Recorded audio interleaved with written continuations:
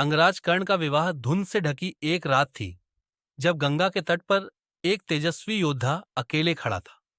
आकाश में चंद्रमा अपनी शीतल किरणें बिखेर रहा था, परंतु उसके हृदय में एक अनजानी पीड़ा थी। अंगराज कर्ण, जिनकी वीरता और दानशीलता का डंका पूरे आर्यावर्त में बज रहा था, आज भी समाज के लिए एक सूतपुत्र ही थे। उनकी वीरता, उनका पराक्रम और उनकी दानशीलता सब कुछ होते हुए भी उन्हें सामाजिक स्वीकृति नहीं मिली थी। परंतु उस रात नियति ने उनकी किस्मत बदलने का निर्णय कर लिया था। अंगदेश के राजमहल में एक विशेष सभा का आयोजन किया गया था। दरबारियों के बीच फुसफुसाहट हो रही थी। अंगराज कर्ण के विवाह का क्या होगा? राजा बन जाने के बाद भी कर्ण का विवाह अब तक नहीं हुआ था।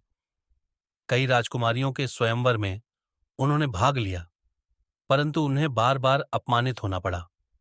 समाज उन्हें सूतपुत्र कहकर ठुकरा देता, भले ही वे श्रेष्ठतम धनुर्धर और एक महान योद्धा थे।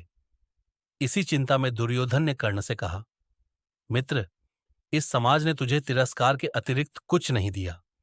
तेरा स्थान देवताओं के समकक्ष होना चाहिए, परंतु ये लोग तुझे अपनाने को तैयार नहीं।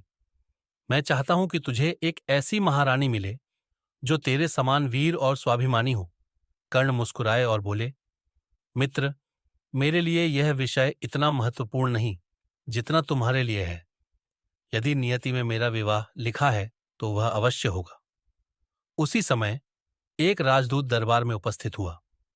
वह काम्बोज देश से आया था और राजा चंद्रवर्मा का संदेश लेकर आया था।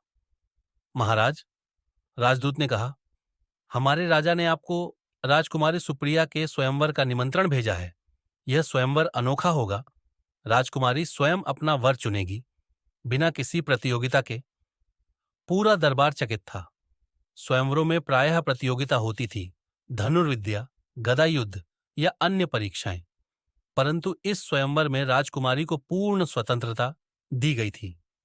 दुर्योधन ने प्रसन्न होकर कहा, कर्ण, यह अवसर तुम्हारे लिए है।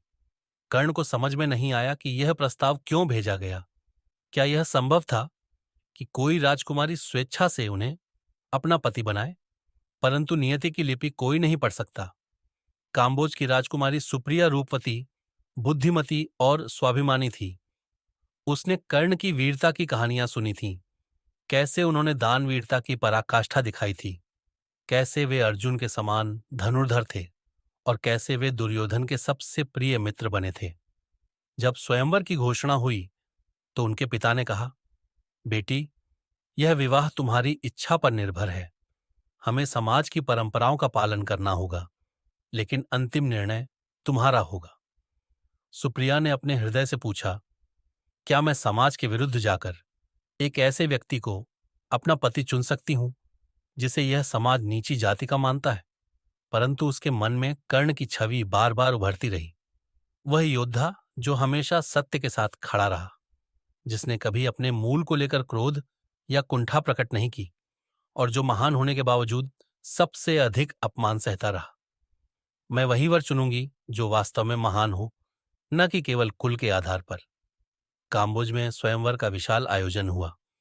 अनेक राजा, राजकुमार और योद्धा वहां उपस्थित हुए।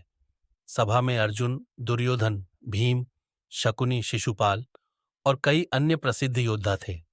कर्ण जब सभा में प्रविष्ट हुए तो कुछ राजाओं के मुख पर व्यंग्यात्मक हंसी थी।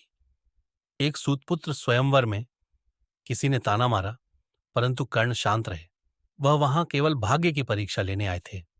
राजकुमारी सुप्रिया स्वर्णाभूषित वस्त्रों में मंच पर आईं। उन्होंने सभा को देखा और धीरे धीरे कदम बढ़ाते हुए अंगराज कर्ण के सामने आकर रुक गईं। पूरी सभा में सन्नाटा छा गया। सुप्रिया ने कर्ण की आंखों में देखा। वहां केवल धैर्य और सच्चाई थी। उन्होंने धीरे धीरे अपने हाथों में रखी वरमाला उठाई और कर्ण के गले में डाल दी। क्षण भर के लिए सारा सभागार स्तब्ध रह गया। फिर विरोध के स्वर उठने लगे। यह अस्वीकार्य है। हमारे कुल की कन्या एक सूतपुत्र से विवाह नहीं कर सकती। यह स्वयंवर एक अपमान बन गया। कुछ राजाओं ने इस विवाह को स्वीकारने से इनकार कर दिया और कर्ण को चुनौती दे दी। हम यह विवाह नहीं होने देंगे।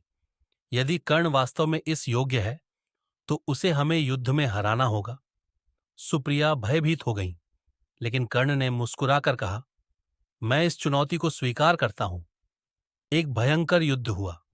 कर्ण ने अकेले ही 5 राजाओं को परास्त कर दिया। उन्होंने दिखा दिया कि उनकी वीरता केवल शब्दों तक सीमित नहीं थी। अंततः जब सभी पराजित हो गए तो राजा चंद्रवर्मा ने घोषणा की, आज से कर्ण मेरे दामाद हैं और काम्बोज का सम्मान है। युद्ध समाप्त हुआ और राजकुमारी सुप्रिया तथा अंगराज कर्ण का विवाह संपन्न हुआ।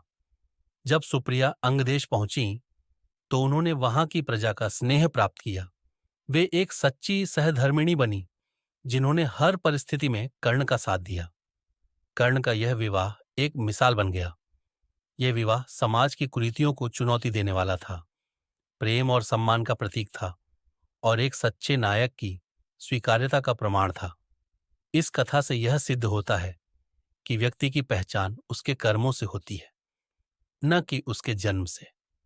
अंगराज कर्ण और सुप्रिया का विवाह प्रेम, स्वाभिमान और वीरता का प्रतीक बन गया। वे केवल पति पत्नी नहीं थे, बल्कि एक ऐसी जोड़ी थी जिन्होंने यह सिद्ध कर दिया कि प्रेम और सम्मान किसी जाति या कुल का मोह